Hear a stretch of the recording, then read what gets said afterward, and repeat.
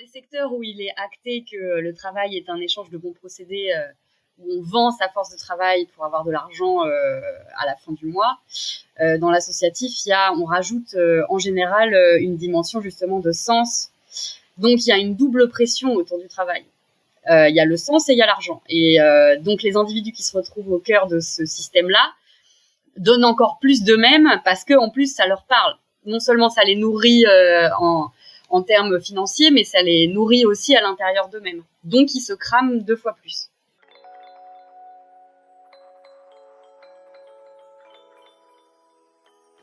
Bienvenue dans le bon tempo. Dire non à un monde où l'accélération constante est la norme, à un monde qui se consume et dans lequel nous rêvons de pouvoir souffler un peu, c'est ce dont nous parlons ici. Et si nous ralentissions un peu le rythme de nos vies? Nul doute quant au fait que nous serions certainement plus heureux, plus efficaces et plus inspirants. Je suis Claire Lebleu, exploratrice des justes temps et créatrice de ce podcast dans lequel je discute un jeudi sur 2 avec des personnes engagées et épanouies qui me parlent de leur rapport au temps, de leurs expériences et motivations à vivre des rythmes vertueux et plus respectueux pour elles-mêmes, mais aussi pour nous tous. Ce podcast, c'est un peu ma thérapie bienveillante pour prendre du recul, me recharger en énergie et repartir dans la bonne direction, et pour longtemps cette fois-ci. J'avais envie de vous le partager pour notre bien-être à tous. Merci infiniment à Monica pour sa musique. Pour ce 8e épisode, j'avais envie de donner la parole à Marie Louvet. Difficile de coller une étiquette à Marie. Mais c'est aussi cela que je suis allée chercher chez elle. Je la trouve libre, courageuse, inspirante et engagée. Marie se définit comme une artiste intellectuelle de 34 ans qui a plusieurs cordes à son arc. Marie rejoint le secteur associatif pendant plusieurs années, jusqu'au moment où elle ne se sent plus à sa place et ressent le besoin de faire une pause. Je suis certaine que ce besoin, nous sommes plusieurs à l'avoir ressenti. Moi la première. J'avoue que la perspective du grand vide est assez effrayante pour beaucoup d'entre nous. Marie me raconte alors la réaction de son entourage, ses moments de découragement, son rapport au travail et au temps. Marie, quelle est la place du travail dans ta vie ? C'est une excellente question. Je dirais que sous cette question, il y en a une autre à laquelle je peux plus répondre, c'est qu'est-ce que le travail ? Parce que j'ai besoin d'agir quotidiennement. Comme pendant trop longtemps, je n'ai pas l'impression de travailler, j'en souffre. D'un autre côté, lorsque je suis obligée de travailler, j'en souffre aussi. Donc, pour moi, la place du travail, c'est plutôt, dans ma vie personnelle, une recherche d'équilibre entre quelque chose qui me nourrit d'un point de vue intellectuel, d'un point de vue de l'action et du sens. C'est aussi quelque chose qui me nourrit dans le sens de l'argent. Mais l'un n'est pas forcément lié à l'autre. C'est-à-dire qu'il y a des choses que je considère comme du travail, qui est rémunérateur, et il y a d'autres choses que je considère comme du travail et qui ne l'est pas. Maintenant, c'est pareil, je suis en recherche là-dessus. Donc, quelle est la place du travail dans ma vie ? Je n'en sais rien. En tout cas, pour moi, c'est quelque chose d'un peu holistique. C'est quelque chose qui doit s'inscrire. Je fais difficilement la différence entre ma vie personnelle et ma vie professionnelle. Tout est un peu imbriqué. J'ai travaillé 5 ans dans une association. J'ai eu des périodes de surcharge parce qu'on avait une activité saisonnière, donc pendant les saisons, ça n'arrêtait pas de s'enchaîner. Et puis je faisais partie de l'équipe qui s'occupait des bénévoles, donc il y avait des moments où je devais être disponible le soir, le matin. Maintenant, personne m'obligeait, c'est-à-dire que j'avais quand même j'avais une hiérarchie qui tenait à ce que on essaye de faire nos 35 heures. Même si en fait c'était très compliqué d'arriver à ce résultat.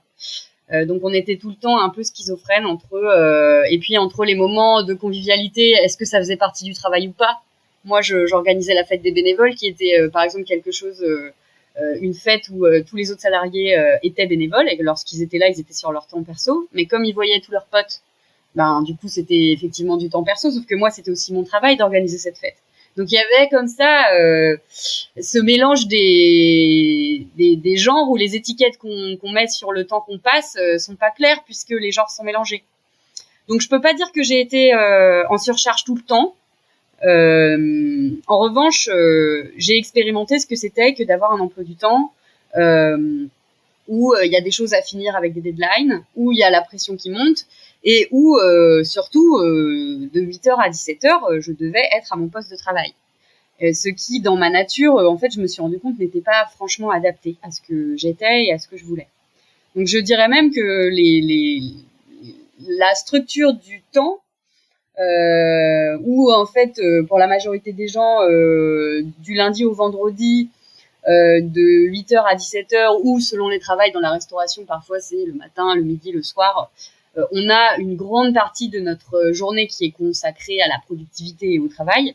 Je me rends compte que en fait moi là en ce moment je suis en train d'expérimenter un rythme où je me lève tard, où les 2 premières heures, je les consacre à prendre un long petit déjeuner, ensuite à faire mes tâches ménagères, où ensuite je travaille vraiment, genre mes mails, enfin toutes les choses qu'on associe au travail, pendant 2-3 heures, et après je fais ce que j'appelle un peu mes activités artistiques pendant 2-3 heures aussi. Et qu'après, au milieu de tout ça, selon la disponibilité de mes proches, je prends également entre une demi-heure et 1 heure par jour de connexion avec d'autres gens, donc soit en les voyant et en échangeant, soit en étant au téléphone, et que petit à petit cet équilibre est en train de se mettre en place comme quelque chose qui me plaît et que j'essaye de maintenir dans mes semaines, voire même dans mes week-ends.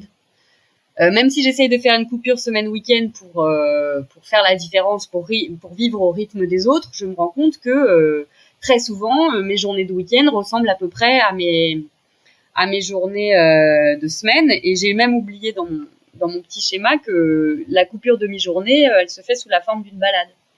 Je vais me promener après avoir fait la cuisine, etc. Et ça, c'est quelque chose que en termes de répartition du temps, qui commence à me convenir, mais je me rends compte aussi que ça convient pour l'hiver et que ça conviendra plus du tout pour le printemps ou l'été, où sur mon territoire, les activités sont multiples, tout le monde vient en vacances chez nous parce que j'habite dans le sud, et donc les activités sociales sont démultipliées, les choses à faire sont démultipliées, et donc il y a des parties de cette organisation qui se réorganise sans doute. Donc il y a aussi une histoire de rythme saisonnier que j'essaye d'écouter beaucoup, mais ça prend beaucoup de temps à mettre ça en place. Ça fait 2 ans et demi que j'essaye, et je commence à repérer quelles sont les grandes tendances de l'hiver, quelles sont les grandes tendances du printemps, quelles sont les grandes tendances de l'été, mais c'est pas si évident comme ça d'écouter ça. Une amie m'a récemment parlé de Jenny Odell.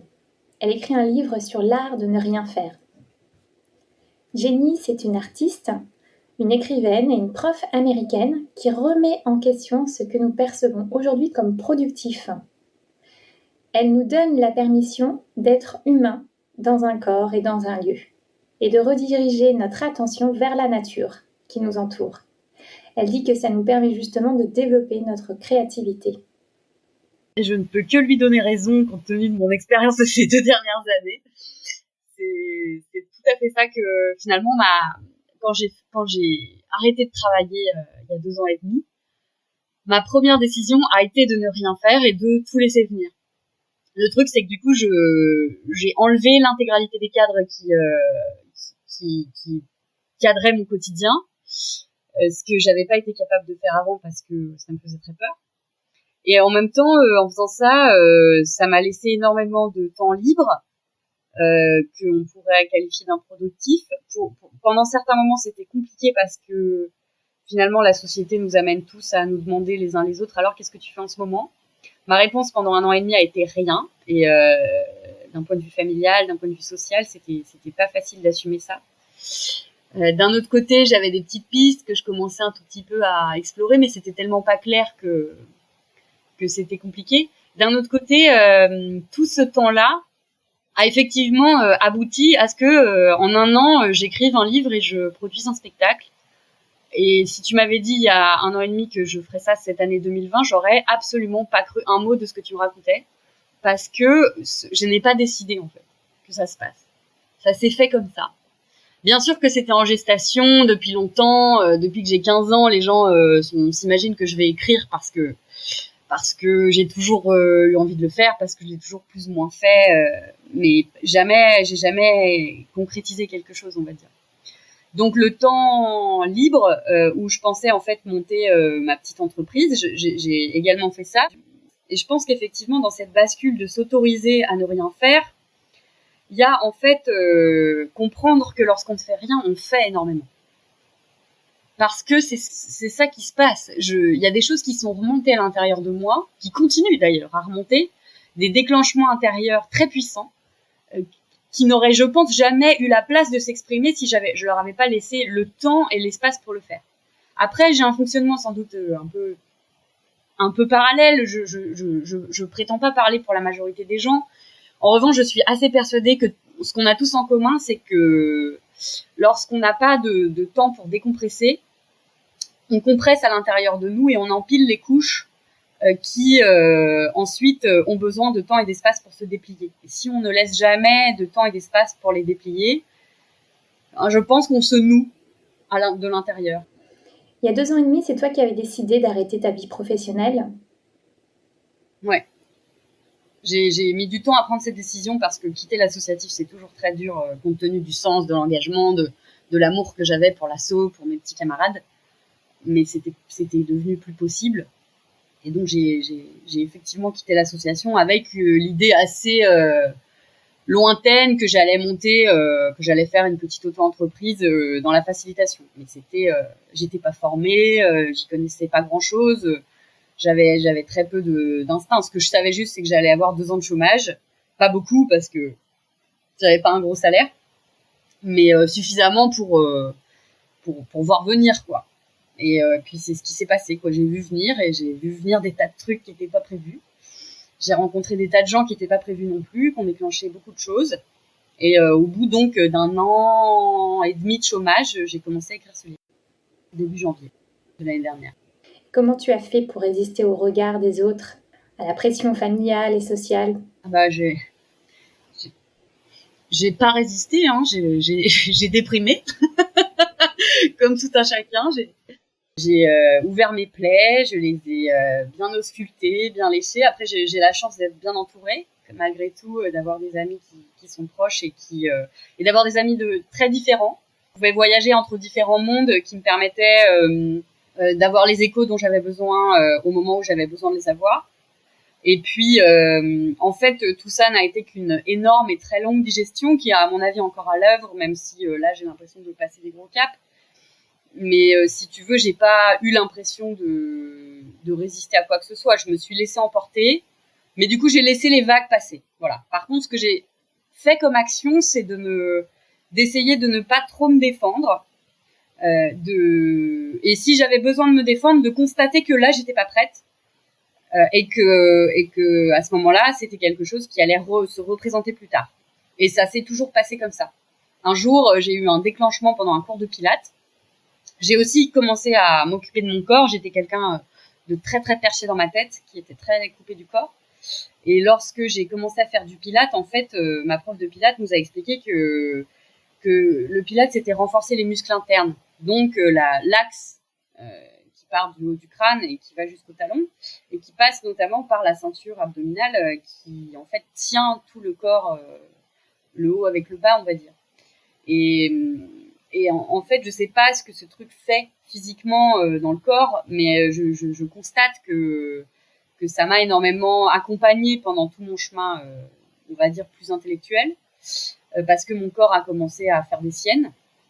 Et puis un jour, j'ai eu un déclenchement physique qui m'a rétamé la gueule, pour parler cru, et je me suis effondrée en cours de pilates et j'ai eu l'impression de lâcher quelque chose sans trop savoir quoi.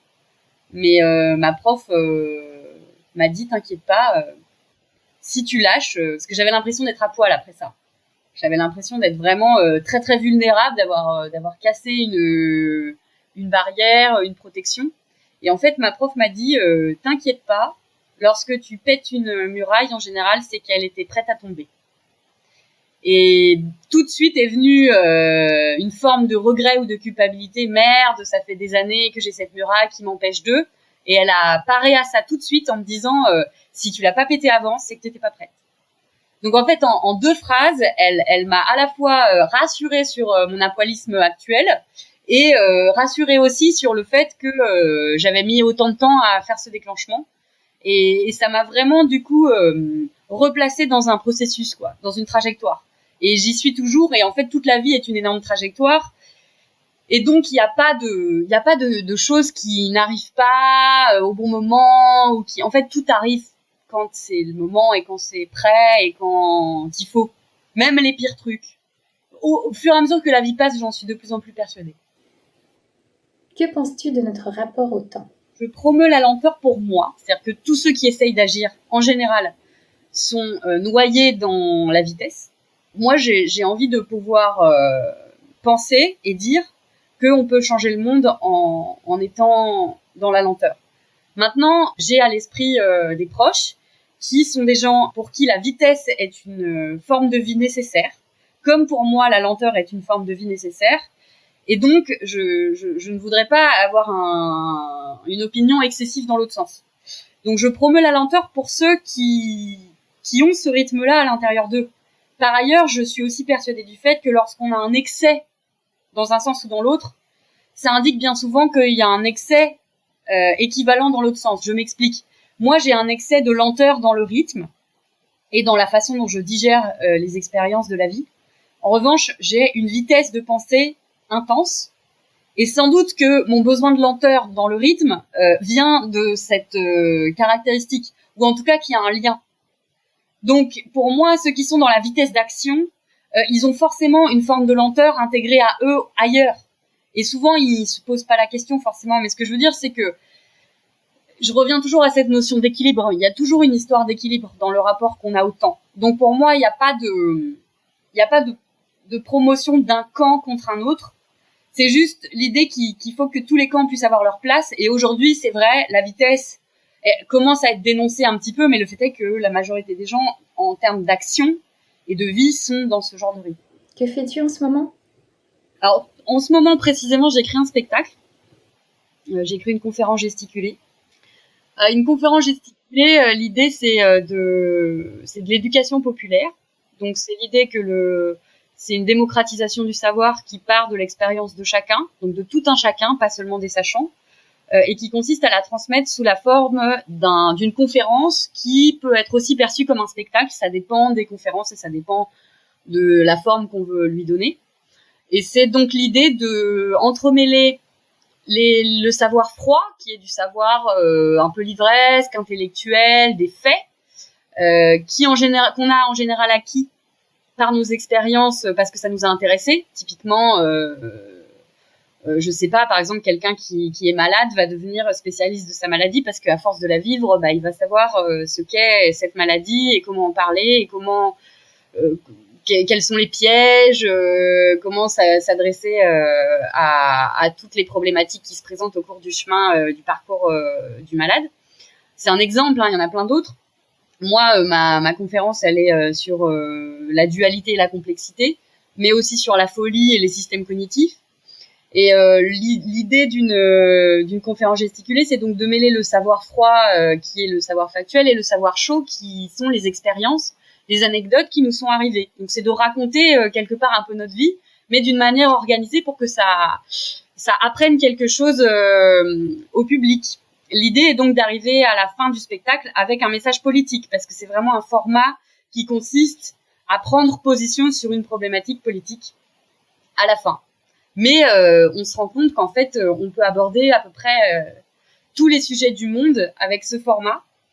Et je suis extrêmement reconnaissante à mes 2 formateurs de nous avoir permis de monter ce truc. Et là, on espère qu'avec le Covid, on va pas avoir notre dernier regroupement qui est celui où on présente notre production au public pour la première fois. J'espère que ça sera pas repoussé, mais en attendant, voilà. Donc en ce moment, je suis beaucoup là-dessus.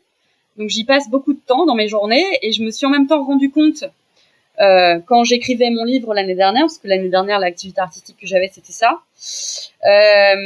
que lorsque c'était un livre sur quoi ? Alors c'était un livre sur le lien, pour le coup c'était alors je dis artistique, c'était aussi intellectuel, mais c'était quand même un mélange des deux. Et j'ai passé beaucoup de temps à écrire ce livre et en fait je me suis rendu compte à l'époque que je ne faisais que ça Et donc, ça me bloquait l'intégralité de mes journées parce que dès que je faisais pas ça, je culpabilisais énormément. Donc, c'était très frustrant. Et c'est pour ça que là, j'expérimente un autre truc qui est d'y consacrer que 2 heures par jour et de me dire que dans ma journée, il faut aussi que je fasse d'autres trucs. Et j'ai remarqué qu'en segmentant un petit peu les choses, et ben ça me donnait plus de satisfaction et que ça enrichissait aussi ma production artistique. D'un autre côté, j'ai envie de dire que pour en arriver là, il faut avoir une forme de confiance dans ce qu'on est en train de faire et que chez moi, l'obsession et le fait de mettre en monotage sur quelque chose vient aussi beaucoup du manque de confiance dans ce que je suis en train de faire. Donc ça ne concerne que moi, hein. Mais globalement, voilà, se détacher de l'obligation et de il faut et de je dois, souvent c'est en fait faire confiance à l'avenir, au feeling, à ce qui va se passer, qu'en fait même si c'est pas parfait, en fait on va arriver à ce qu'on veut. Et ça implique quand même un recul. J'ai aussi envie que tu nous parles de ton expérience en tant que bénévole dans le collectif WeShare, un collectif que je chéris. Alors WeShare, c'est un collectif que j'ai intégré en 2014 ou 2015. Ça commence à remonter. C'est un collectif qui a énormément évolué depuis ses débuts. Je crois que ça fait 8 ans ou 9 ans que WeShare existe. Au début, WeShare travaillait beaucoup sur l'économie collaborative, puis les innovations numériques et sociales. Et d'un point de vue général, c'est une organisation qui est ce qu'on appelle en interne en permanente bêta, c'est-à-dire qui est en reconfiguration permanente tout le temps. C'est du coup une organisation géniale pour affronter les transitions, parce que les individus qui sont en son sein sont tous des gens qui, d'une façon ou d'une autre, ne sont pas satisfaits du monde dans lequel on vit, et qui, chacun à sa manière, cherche et tente d'agir. Alors, et cette année, au mois de juin, donc WeShare organise son festival, le WeShare Fest, sur le thème du temps long. Ce festival réunit pendant 3 jours des visionnaires, des décideuses et décideurs, des entrepreneurs qui imaginent un monde plus désirable. Donc, ça va être 3 jours de conférences, d'ateliers, d'expériences originales pour trouver un nouveau rythme, se reconnecter et retrouver le sens du temps long. Ils ont d'ailleurs fait une super vidéo pour nous expliquer le magnifique programme qu'ils sont en train de nous concocter. 3 jours en plein air à la Prairie du Canal, un grand espace extérieur situé à Bobigny, dédié à l'agriculture urbaine et à la durabilité. Retenez bien les dates, ce sera du 23 au 25 juin 2021. Pour moi, c'est ça la magie de ce collectif, c'est que je considère que les personnes qui font tourner la machine sont beaucoup des gens qui ont le nez dans l'époque et qui arrivent à sentir le vent et à savoir vers où ça va aller. Et l'économie collaborative, ça a exactement été ça en fait. C'est des gens qui en parlaient depuis des années au moment où c'est devenu vraiment mainstream comme sujet, l'ubérisation, tout ça. Et là, le fait qu'ils se consacrent autant, ça m'étonne pas du tout parce que pour moi, c'est le grand sujet, débat intellectuel qui va occuper, je pense, beaucoup la société ces prochaines années. C'est quoi la suite pour toi, Marie ? Eh bien, finir mon spectacle, le sortir en public et essayer de trouver des dates pour le jouer et continuer à l'écrire avec le public. C'est le principe d'un spectacle vivant, c'est ça qui est génial par rapport à un livre. Et c'est d'ailleurs pour ça, je fais une petite parenthèse, mais que pour moi, le spectacle vivant, c'est une trajectoire en fait. Exactement comme la durée. Quand on a parlé du temps la dernière fois, toutes les deux, je te disais, pour moi, le temps d'un point de vue philosophique, c'est ça qui est fou. Quand tu regardes l'œuvre de Bergson, on se rend compte qu'en fait, le mec, il avait percuté au début du XXe siècle que notre vision du temps était spatiale.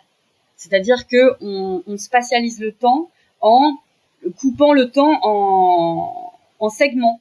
On coupe 1 heure en minutes, 1 minute en secondes. Donc en fait, c'est des intercalaires, mais le principe de la durée, elle est insaisissable. Dès qu'on essaye de la saisir, elle est partie en fait. Et en fait, il y a complètement ça avec l'art vivant par rapport à la littérature. C'est-à-dire que la littérature est quelque chose de figé. Une fois qu'on a écrit une phrase, elle est noir sur blanc et elle bouge pas. Alors, elle vit à l'intérieur de nous et avec les échos qu'elle nous fait. Mais le spectacle vivant, lui, il bouge. Il bouge à chaque fois que le public réagit en direct live et que du coup, ça fait réagir l'artiste. Je pense que je vais continuer à explorer ces questions-là pour revenir à ta question. Donc, je vais voir ce que c'est que d'expérimenter un spectacle vivant avec le public, de continuer à l'écrire. Je vais essayer de relier ça à tout mon livre que j'ai un peu laissé en plan, voir ce que j'en fais, si j'essaye de le publier ou pas.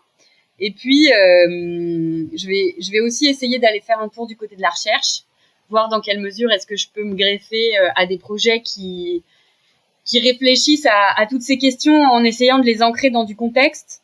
Parce que une autre partie de mes recherches se porte vraiment sur la complexité et la façon d'incarner la complexité dans la coopération, donc dans les liens entre les gens. Mais surtout, le projet, c'est de pas trop prévoir, parce que dès que je prévois trop, déjà dans les circonstances actuelles, ça génère du stress, parce que l'incertitude est telle qu'en fait, dès qu'on prévoit, on passe beaucoup de temps à prévoir et puis tout se casse la gueule. Et ensuite, même sans le Covid, en fait, il faut laisser de la place à ce qui passe. Et parfois, si on prévoit trop, on n'a plus d'espace. Et donc, quand il y a quelque chose qui se présente, ça rajoute une charge. Et pour accueillir ce qui arrive, ça génère du stress. L'idée, c'est de suivre le modèle paysan. Le modèle paysan, c'est on prévoit demain et on prévoit à 30 ans. Et puis, entre les deux, on verra ce qui se passe. Et nous arrivons à la question bonus. Pourrais-tu nous conseiller un livre qui t'inspire et que tu aimes conseiller à tes proches ? Alors, intellectuellement, je dirais L'introduction à la pensée complexe d'Edgar Morin, qui est une toute petite œuvre de 150 pages, alors assez épaisse intellectuellement, mais très lisible, et qui a bouleversé mon existence. Donc ça explique vraiment la pensée complexe et comment est-ce que Morin a essayé de concrétiser cette pensée pour essayer de dépasser la pensée qui divise, donc la pensée cartésienne, la pensée de la dualité. Je suis aussi une très grande fan de la légèreté, mais c'est moins comment dirais-je, naturel chez moi, donc j'ai plus tendance à aller vers ça quand je peux. Bah évidemment, il y a Damasio, Alain Damasio, Les Furtifs, c'est aussi extraordinaire parce que lui, il a traduit la pensée philosophique de Deleuze en objet philosophique et c'est magistralement fait. Alors pareil, c'est très très touffu, il faut un peu s'accrocher, mais je trouve cet écrivain absolument merveilleux pour imaginer et penser l'époque dans laquelle on est et en même temps le faire avec une forme d'espoir. Écouter son rythme naturel et se faire confiance. S'arrêter pour mieux repartir. C'est ce que Marie a fait. Je comprends en discutant avec elle que cela n'a pas été facile tous les jours, que son entourage s'est inquiété pour elle et que cela a dû également la déstabiliser à certains moments. Que se serait-il passé si elle n'avait pas osé s'accorder ce moment de recul ? Nul ne le sait, mais peut-être aurait-elle nourri par la suite des regrets. Avec le temps, Marie semble de mieux en mieux se retrouver. De ces moments de prise de recul sont nés un livre, une conférence gesticulée et une création d'activités en tant que facilitatrice, tout en laissant encore un peu de temps pour du bénévolat. Parfois, et peut-être que je ne parle que pour moi, nous sommes les propres freins de notre évolution. Nous avons peur de faire autrement, de nous tromper. Et si en leur montrant l'exemple, nous apprenions à nos enfants à ne pas avoir peur de se tromper et à voir cela comme un formidable levier d'apprentissage pour encore mieux rebondir par la suite. Et si nous ralentissions un peu pour mieux repartir ? Un grand merci, Marie, pour nos échanges. Je te souhaite une belle et sereine trajectoire. Et peut-être nous verrons-nous à la Prairie du Canal les 23, 24 et 25 juin. J'ai pris ma place. Alors, qu'avez-vous pensé de cet épisode ? Venez me rejoindre pour me dire tout ça sur Instagram, lebontempo.podcast ou encore sur ma page Facebook, Le Bon Tempo, et si le temps devenait notre allié. Et si vous souhaitez me soutenir, La meilleure façon de le faire, c'est de cliquer sur le petit lien Linktree que vous verrez dans ma bio Instagram ou encore sur ma page Facebook. Là, vous trouverez un sondage. Ça m'intéresserait en fait d'avoir un petit peu vos retours, vos idées d'amélioration, me dire ce qui vous plaît moins, ce que vous recherchez. Donc ça m'aide beaucoup. J'ai déjà eu des retours, je vous remercie beaucoup. Et puis, parlez-en autour de vous, diffusez le podcast autour de vous.